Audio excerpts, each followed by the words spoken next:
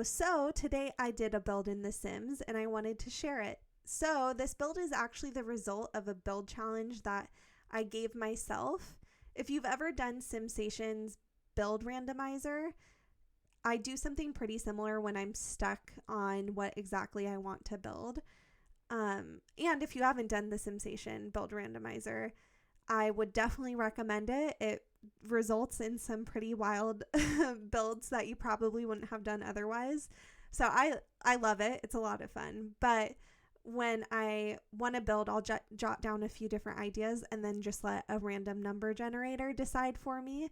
And what I ended up getting randomly generated was a unique build. And because we just got my wedding stories, I thought this would be a perfect time to try and build a church, like a renovated church that Sims could live in. So this was my attempt, and you can see I kind of have that churchy look going. And I think this turned out really nice. I'm very happy with how things turned out. I have to say that in The Sims, I never had the thought like, ooh, you know what I want to build and what items I want is items to build a church.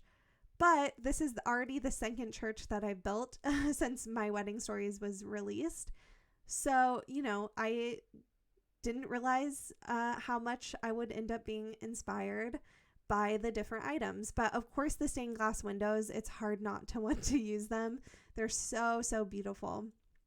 So you can see me getting the layout of the church kind of figured out. It did take me a minute to get a layout that I was happy with, just because I did want it to look like it used to be a church, but of course have space, like living space, bedrooms and whatnot, that could work. But I think I figured it out pretty well. And I'm, again, very happy with how things turned out. The landscaping was, if the layout was challenging for me, the landscaping felt a little bit impossible. But I was able to figure it out. I originally built this in Brindleton Bay, where the museum is. And obviously, Brindleton Bay is a very different area than this world. And when I started building in this lot, I didn't know what to do to get it to sort of fit in to this area. But luckily, I'm very happy with what I ended up with. I think this pathway really helped me get an idea of what I wanted this build and the landscaping to look like. You can see I did skip ahead a bit on the pathway just because I did not think you needed to see me placing all those different paver stones. But, you still get to see quite a bit. So with the landscaping, I ended up relying on this hedge very, very heavily. But I think it just gave it the perfect sort of manicured look, like, oh, this used to be a church where things were kept up really nicely. And then, these Sims just kept it looking nice. And I have to say, I am always happy in any build I get to use those cypress trees because I don't know about you, but I think they look really Van Gogh-like, which I think is just gorgeous. And yeah, so I was just, those are the little things when you're building just get exciting, especially because I was struggling so much with the landscaping, and this was not my first iteration of landscaping, so I was getting pretty frustrated. But once I saw that and had that little hero item that I was excited to put in, it just made it feel finished, and I was very happy. So you can see I did a sort of garden area that could still be functional for your Sims to garden, but I wanted to add in a lot of flowers. One thing I was thinking with this build is I wanted there to be a lot of different areas for your Sims to potentially use as a backyard wedding area, because I was thinking in terms of my wedding stories, of course, because I did rely a bit on the pack for the build and buy items. So you can see with this greenhouse, I kind of thought the same thing. I thought it would be a nice area if your Sims wanted to get married in there. You could just delete what I put down, but I do think it's a very nice functional greenhouse, and I wanted to clutter it up a bit and make it look just like it's used, kind of like a shed. And yeah, again, really happy with how this turned out. And as you can see, I did rely a lot on the Blooming Rooms kit. I can't get enough of it. I just love it so much. And I'm so happy because I haven't really been able to use these shelves. So I really went for it because I had just enough space to put it in there. So speaking of kits, we had the Decor to the Max kit officially announced today.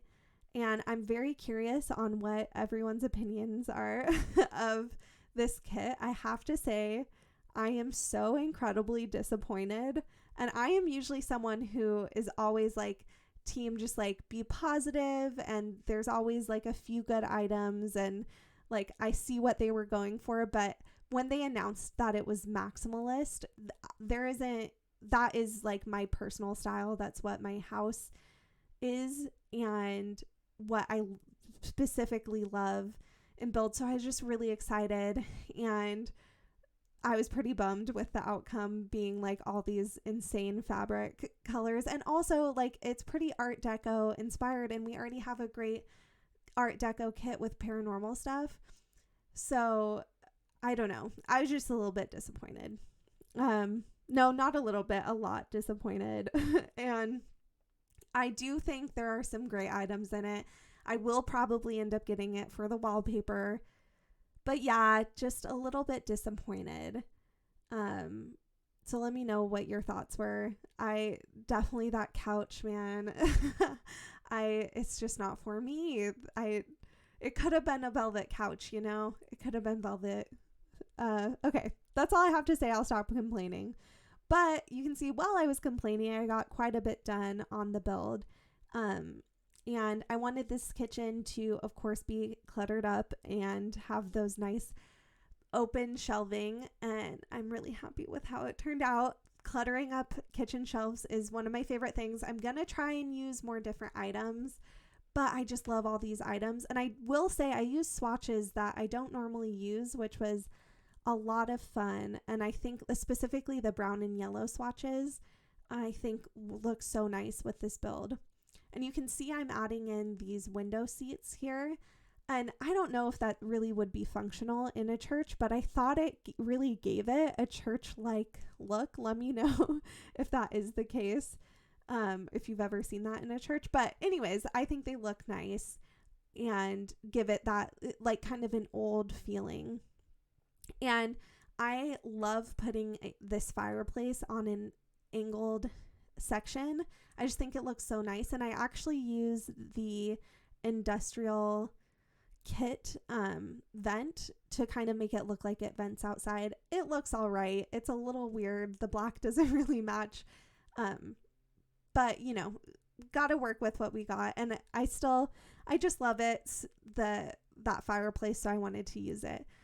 So you can see I'm adding in more books here just because I think that's, to me, it just made sense for the Sims I kind of envisioned would live here, that they'd have quite a few stacks of books all around.